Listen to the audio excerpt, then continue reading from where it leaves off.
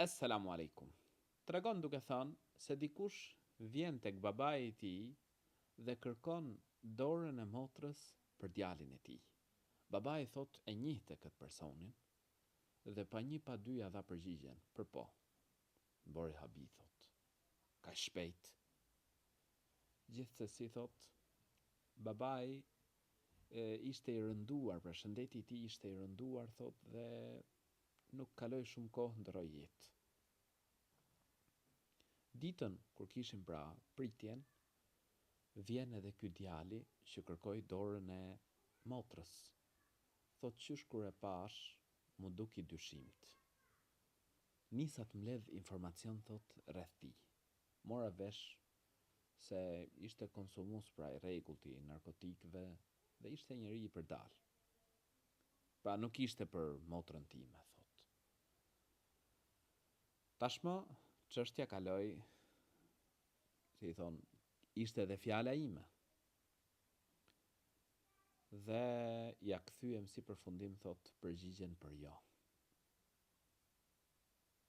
Ky djali thot, u martua me dikë tjetër, nuk i kaloi disa muaj dhe u nda me të.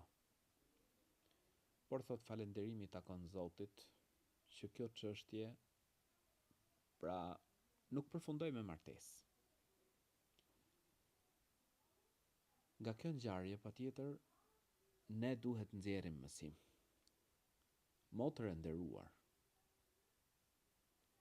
Jeti ajo që duhet kesh fjalën tënde për martesë. Pra nëse dikush nuk të pëlqen, nuk duket i përshtatshëm, thuaj jo. Baba i nderuar, përgjegjës i nderuar, mos u nxito në marrjen e vendimeve. Nëse nuk duket i përshtatshëm, vajza jote ka për të kaluar pra një jetë me të.